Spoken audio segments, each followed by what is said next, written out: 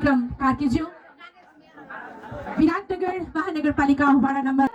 आज यस खेललाई उत्साहजनक सहभागी जनाउनु हुने सम्पूर्ण सहभागीज्यूहरू, प्रशिक्षकज्यूहरू, खेलाडी भाइ बहिनीहरू, पत्रकार मित्रहरू, उपस्थित सम्पूर्ण महानुभावहरूमा हार्दिक ध्यान अभिवादन व्यक्त गर्दछु। सर्वप्रथम त आयोजक टिमलाई विशेष धन्यवाद दिन चाहन्छु।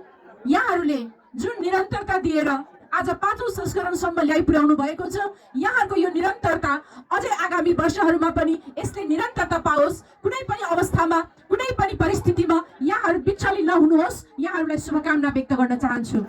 यतिका धेरै भाइ बहिनीहरूको उत्साह, यतिका धेरै भाइ बहिनीहरूलाई खेल्ने ठाउँ, जुन यो प्लेटफर्म यहाँहरूले दिनुभएको छ, यो एउटा खेल मात्रै नभएर, एउटा फुटबल मात्रै नभएर, यसले चाहिँ यी भाइ बहिनीहरूलाई भविष्य पनि यहाँले निर्माण गर्दै हुनुहुन्छ। मानसिक व्यायाम सँगसँगै हामीहरूलाई थुप्रै कुराहरूसँग जोडिएको हुन्छ। विश्वमा एउटा प्रसिद्ध खेल हो र यो खेल मात्रै होइन, यसले चाहिँ एउटा फुटबल खेल्ने, दुईवटा टिम बिचमा चाहिँ बल पास गर्ने र फुटबलका यही नियमहरूभित्र आफू बाँधिएर खेल्ने मात्रै नभएर यसले चाहिँ हरेक खेलाडीहरूको मानसिक शारीरिक वृद्धि पनि सँगसँगै गर्दै गरेको हुन्छ र त्यो सँगसँगै एउटा खेलाडीलाई अनुशासित पनि यसले बनाइरहेको हुन्छ। र त्यति मात्रै होइन, आज यस खेलमा 19वटा स्कुलहरू पार्टिसिपेट हुनुभएको छ र 19वटा स्कुलका विद्यार्थीहरूसँग तपाईँ विद्यार्थी भाइ बहिनीहरूको इन्टरेक्सन हुँदैछ र यसले तपाईँलाई भोलिको दिनमा पनि एक अर्कासँगको जुन परिचय, एक अर्कासँगको जुन सम्बन्ध, एक अर्कासँगको जुन सहकार्य कायम गर्न सिकाउँछ। यसले तपाईँलाई भोलिका दिनमा पनि निरन्तरता दिलाउन र एउटा एक साथीले अर्को साथीसँगको गर्नुपर्ने विश्वस्ता, हामीले गर्नुपर्ने अनुशासन, थुप्रै कुराहरू तपाईँहरूको यो खेलले तपाईँहरूलाई सिकाउँछ।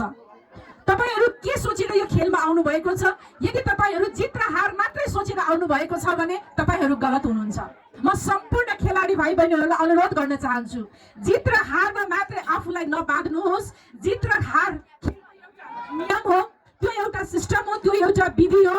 त्यस महानुभावहरूलाई धन्यवाद दिँदै, खेलाडी भाइहरूलाई शुभकामना प्रदान गर्दै, आयोजक टिमलाई पनि विशेष धन्यवाद दिँदै, विराटनगर महानगरपालिका सदैव तपाईँहरूको साथमा छ र 6औं संस्करणमा पनि विराटनगर महानगरपालिकाको हरेक किसिमको सहयोग तपाईँहरूसँग रहनेछ भन्ने कुराको प्रतिबद्धता जनाउँदै मेरो छोटो भनाइलाई म यही विश्राम लिन चाहन्छु। धन्यवाद। जय फुटबल।